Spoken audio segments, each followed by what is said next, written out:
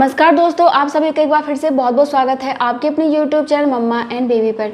दोस्तों, आज के इस वीडियो में हम बात करने वाले हैं प्रेगनेंसी के दौरान गैस, एसिडिटी, सीने में जलन यानी कि हार्ट बर्न, अपच और भी आपको पेट से संबंधित जो भी प्रॉब्लम होती है उसके बारे में। आप कैसे इन चीज़ों से बच सकते हो, कैसे इन चीज़ों से राहत पा सकते हो। तो चलिए वीडियो स्टार्ट करते हैं। वीडियो स्टार्ट करेंगे उससे पहले आप लोगों से रिक्वेस्ट है, यदि आप लोगों ने अभी तक हमारे चैनल को सब्सक्राइब नहीं किया तो प्लीज़ कर लीजिएगा। वीडियो अच्छा लगेगा तो लाइक कर दीजिएगा। तो चलिए अब जानते हैं। तो देखिए, नॉर्मली क्या होता है कि प्रेगनेंसी के स्टार्टिंग में आपके शरीर में बहुत सारे हार्मोन्स बनते हैं, जैसे कि प्रोजेस्टेरोन, एस्ट्रोजन और रिलैक्सिन हार्मोन्स बनते हैं। और इन हार्मोन्स की वजह से क्या होता है कि आपके शरीर की जो मांसपेशियां हैं ना, वो रिलैक्स हो जाती हैं, वो ढीली पड़ने लग जाती हैं। और ढीली पड़ने की वजह से, बहुत ही आराम से काम करने की वजह से जो है आपको कब्ज की, एसिडिटी की, गैस की, सीने में जलन की प्रॉब्लम होती है। इसके अलावा क्या होता है कि जैसे जैसे आपका गर्भाशय बढ़ता जाता है तो आपके अंगों पे काफ़ी ज़्यादा दबाव पड़ता है, और दबाव पड़ने की वजह से ही जो है आपको ये सारी प्रॉब्लम होती हैं। दोस्तों, इसके अलावा ये भी माना जाता है कि प्रेगनेंसी के दौरान जब आपके बच्चे के बाल बढ़ना स्टार्ट हो जाते हैं ना, तो इस वजह से भी आपको सीने में काफ़ी ज़्यादा जलन होती है। तो ऐसा क्यों होता है? क्योंकि आपके शरीर में जो हार्मोन्स होते हैं ना, उसको दो काम करने पड़ते हैं। बच्चे के बाल को उगाने का काम करना पड़ता है। इसके अलावा दूसरा मैंने आपको बता ही दिया कि क्या होता है कि हार्मोन्स की वजह से मांसपेशियां ढीली पड़ जाती हैं, और इसकी वजह से क्या होता है कि जो भी ज़रूरी पोषक तत्व होते हैं ना, वो ब्लड में बहुत ही अच्छी तरीके से घुल जाते हैं, अच्छी तरीके से मिक्स हो जाते हैं, और वो प्लेसेंटा तक पहुंच जाते हैं, और प्लेसेंटा के माध्यम से आपके बच्चे तक पहुंच जाते हैं। यानी कि आपके बच्चे को सभी जरूरी पोषक तत्व मिलते हैं। तो ये आपके लिए तो परेशानी का कारण होता है, लेकिन आपके बच्चे के लिए फ़ायदेमंद होता है, क्योंकि आपके बच्चे को जरूरी पोषक तत्व मिल रहे हैं। तो इससे अच्छी बात और क्या हो सकती है? ये आपकी प्रेगनेंसी के लिए काफ़ी अच्छा भी होता है, बुरा नहीं होता। लेकिन आपको थोड़ी परेशानी हो जाती है, लेकिन इसका मतलब ये नहीं है कि आप इन चीज़ों से राहत नहीं पा सकती हैं। आपका बॉडी बहुत ही धीमा धीमा काम करता है, लेकिन करता है, ऐसा नहीं कि बिल्कुल काम करना बंद कर देता है। तो आप धीमी पड़ी मांसपेशियों से कैसे सही काम ले सकते हो, चलिए जानते हैं।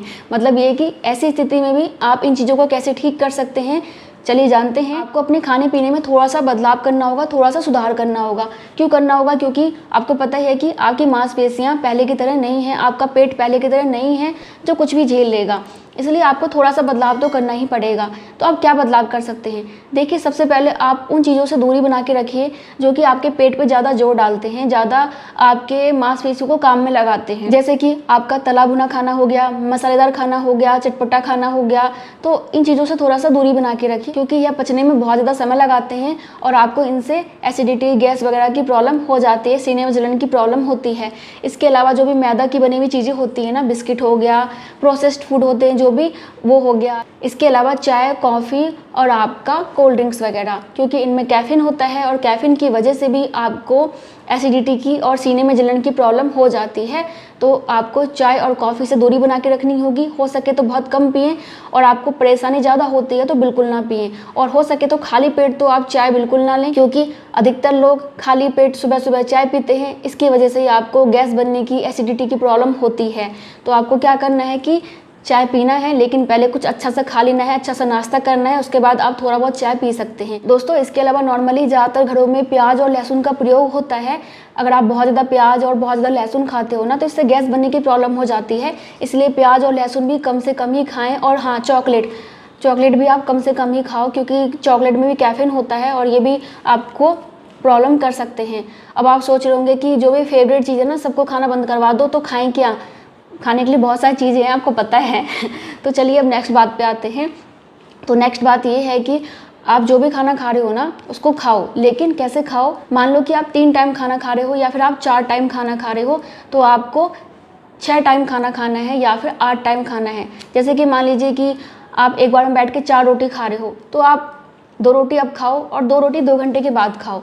इससे क्या होगा कि आपके पेट पे ज़्यादा जोर नहीं पड़ेगा, और एक खाना पच जाएगा आपका। तो फिर आप दूसरा खाना खाओगे तो उसको पचाने में आसानी होगी, और आपको पेट से संबंधित प्रॉब्लम नहीं होगी। और आप ऐसा करके देखो तो आपको बिल्कुल फ़ायदा नज़र आएगा। बाकी अब जान लेते हैं नेक्स्ट टिप के बारे में। तो नेक्स्ट टिप ये है कि आप खाने को जो है ना, बहुत ही अच्छे से चबा चबा के खाओ। आपको कितना भी भूख लगा हो, आपको ये नहीं देखना कि मुझे बहुत भूख लगी है, जल्दी जल्दी खा लो, या मुझे कुछ और काम है। नहीं भाई, आपको बहुत ही आराम से बैठ जाना है, खड़े होके या फिर लेट के नहीं खाना, क्योंकि अगर आप अच्छे से चबा चबा कर खाओगे ना तो आप ये मान के चलो कि आधी प्रॉब्लम तो आप अपने मुंह में ही दूर कर लोगे। इसके अलावा क्या होता है कि अगर आप बहुत जल्दी चबा चबा के खाते हो ना तो इससे आपके मुंह में हवा चली जाती है, जिससे कि आपको गैस की प्रॉब्लम हो सकती है। इसके अलावा कुछ लोगों की आदत होती है कि खाते टाइम बहुत सारा पानी पीते रहेंगे या फिर खाना खाने के तुरंत बाद ही पानी पी लिया, 1 गिलास 2 गिलास जितना मन उतना पी लिया। तो आपको ऐसी गलती भी नहीं करनी है, क्योंकि खाना खाने के तुरंत बाद अगर आप पानी पीते हो ना तो इससे आपको अपच की प्रॉब्लम हो जाती है। इसीलिए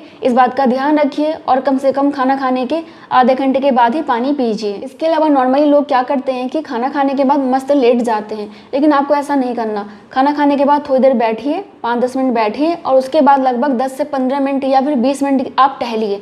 ज़रूरी नहीं है कि घर से बाहर निकल के टहलना है, आप घर के अंदर भी 10-15 मिनट टहल सकती हैं। इसके अलावा दोस्तों बहुत से लोग क्या करते हैं कि खाना खाने के थोड़ी देर के बाद सो जाते हैं। आपको ऐसा भी नहीं करना। आप जब भी खाना खाते हो ना उसके कम से कम 3 घंटे के बाद आपको सोना चाहिए, क्योंकि अगर आप जगे रहते हो तो थोड़ा बहुत चहलकदमी करते हो, कुछ ना कुछ करते रहते हो, तो इससे खाना पच जाता है। और अगर आप एकदम से लेट जाते हो, एकदम से सो जाते हो तो इससे आपके पेट पे ज़्यादा जोर पड़ता है और आपका खाना ठीक से पचता नहीं, फिर आपको ये सारी प्रॉब्लम्स होती हैं। इसलिए तुरंत ना सोएं। एक बात और, मैंने आपको पिछले वीडियो में भी बताया था कि गुनगुना दूध पी के सोना चाहिए, इससे आपको कब्ज की प्रॉब्लम नहीं होती है, खाना पचाने में आसानी होती है, पाचन तंत्र अच्छे से काम करता है। तो रात में सोने से पहले दूध जरूर पीजिए और वो गुनगुना होना चाहिए। इसके अलावा आप एक काम और कर सकते हैं कि आप गुनगुने पानी में या फिर गर्म पानी में 1 चम्मच शहद डाल के भी पी सकते हो।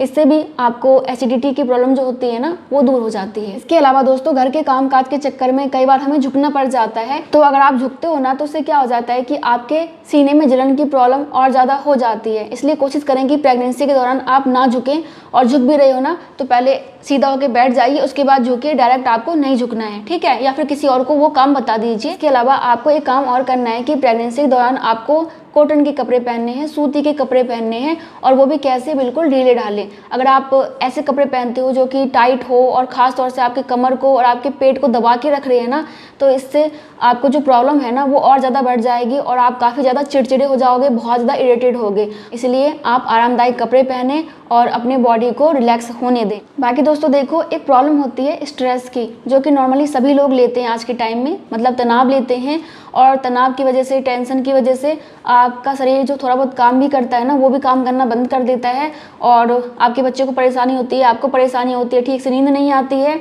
मतलब कि पूरा हालत ख़राब। इसलिए कोशिश करें कि इस समय आप हैप्पी रहें, टेंशन फ्री रहने की कोशिश करें, और योगासन करें, मेडिटेशन करें, एक्सरसाइज करें। अगर आप एक्सरसाइज करते हो ना तो इससे भी आपका पेट काफ़ी हद तक अच्छा रहता है, आपका बॉडी अच्छा रहता है, नॉर्मल डिलीवरी में हेल्प मिलती है। आगे दोस्तों इसके अलावा आप एसिडिटी के लिए, सीने में जलन के लिए ना सौंफ ले सकते हो। सौंफ काफ़ी अच्छा होता है आपके पेट के लिए, तो आप सौंफ का शरबत बना के ले सकते हैं, या फिर खाना खाने के बाद थोड़ा सा सौंफ भी ले सकते हैं, ये भी अच्छा रहता है। और सबसे इम्पॉर्टेंट बात ये कि अगर सब कुछ करने के बाद भी आपका पेट ठीक नहीं हो रहा है, गैस की, कब्ज की, एसिडिटी की, सीने में जलन की, खट्टी डकारें आ रही हैं, उल्टी सी आती रहती हैं, तो ऐसे में आप क्या कर सकते हैं कि डॉक्टर से मेडिसिन ले आइए, क्योंकि यही रास्ता है, आपके पास और कोई रास्ता नहीं है। क्योंकि परेशानी में रहोगे तो परेशानी बढ़ेगी, कम नहीं होगी। इसलिए परेशानी को ख़त्म करना बहुत ज़रूरी है। और कुछ परेशानी तो प्रेगनेंसी के दौरान होती ही है, वो नॉर्मल है, लेकिन ज़्यादा परेशानी है तो फिर डॉक्टर से मिलना ही है, ठीक है? और वीडियो पसंद आया तो लाइक कर दीजिएगा। Thank you so much. नमस्ते, टेक केयर।